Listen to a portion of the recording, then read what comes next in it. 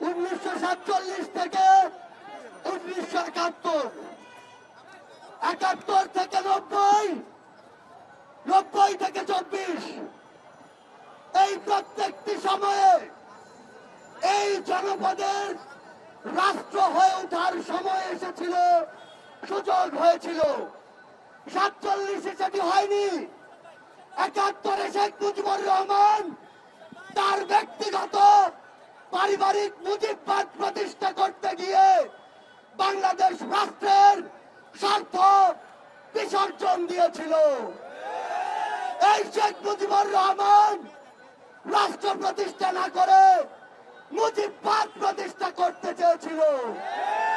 মুজিববাদ প্রতিষ্ঠা করতে গিয়ে দেশের সংবিধান ধ্বংস করেছিল। মুজিববাদ প্রতিষ্ঠা করতে গিয়ে সার্বভৌমত্বকে ভারতের কাছে লিজ দিয়েছিল।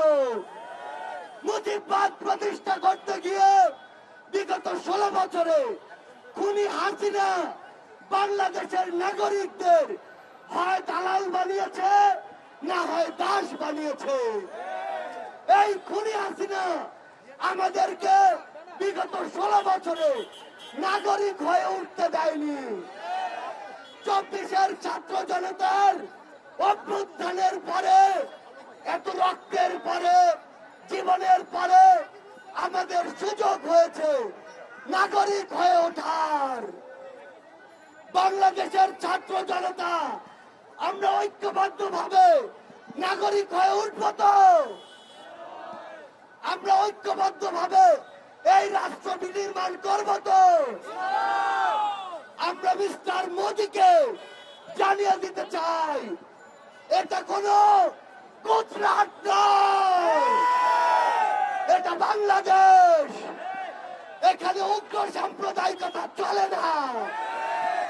এখানে গুজব দিয়ে মানুষ হত্যা করে ক্ষমতায় যাওয়া যায় না। আমরা পৃথিবীর প্রত্যেকটি দেশকে বলে দিতে চাই, আমাদের সাথে সম্পর্ক হতে হবে সম্মানের, সম্পর্ক হতে হবে সমতার। কেউ যদি শোষণের দৃষ্টিতে আমাদের দিকে তাকায়, আমরা সেই চোখ উপড়ে ফেলবো। আমরা আপনাদেরকে একটি কথা বলে দিতে চাই, আগামীর বাংলাদেশে আপনাদের হয়ে জাতীয় নাগরিক কমিটি সাম্য, মানবিক মর্যাদা এবং ন্যায় বিচারের বাংলাদেশ রাষ্ট্র কায়েম করবে। আমরা ঐক্যবদ্ধ ভাবে আগামীর বাংলাদেশে সকল ফ্যাসিস্ট খুনিদেরকে, স্বৈরাচারকে প্রতিহত করব।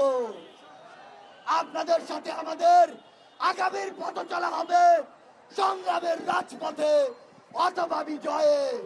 ইনকিলাব জিন্দাবাদ।